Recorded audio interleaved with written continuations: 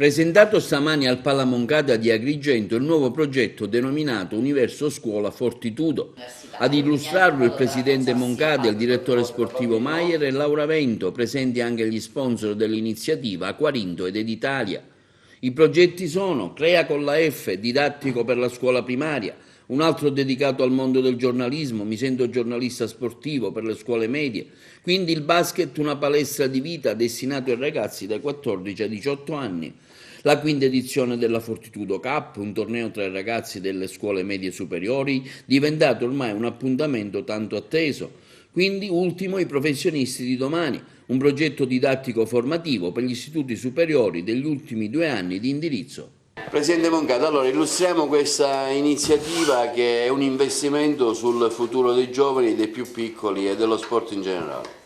Ma è un progetto a cui teniamo tutti, tutto lo staff Fortitudo, e devo essere sincero, lavorano molto i nostri collaboratori su questa cosa, avvicinare i giovani a una cultura sportiva, a capire l'utilità dello sport nella vita e non solo come atleta di punta. È importantissimo perché abitua poi anche a quelli che sono i doveri di un cittadino nella sua attività, nella sua vita normale di tutti i giorni quando sarà grande. Questo è importantissimo, è la cosa più importante. Ovviamente in questo abbiamo vicino un po' tutti, abbiamo i nostri sponsor, e questo progetto ha aderito a Quarinto, ma anche il provveditorato, quindi voglio dire, penso che sia una delle cose più interessanti, che gratifica soprattutto anche il Presidente, facendo un'attività sociale, che è quella che è uno dei principali scopi che noi abbiamo. Ecco.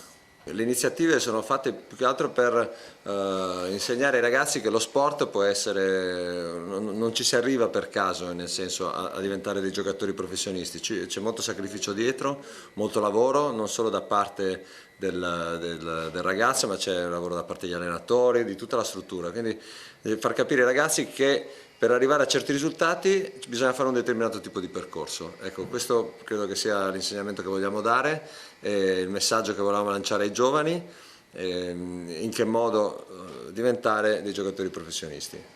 Parliamo della Fortitudo Cup, un evento che insomma ogni anno ha tanto successo. A cosa è dovuto?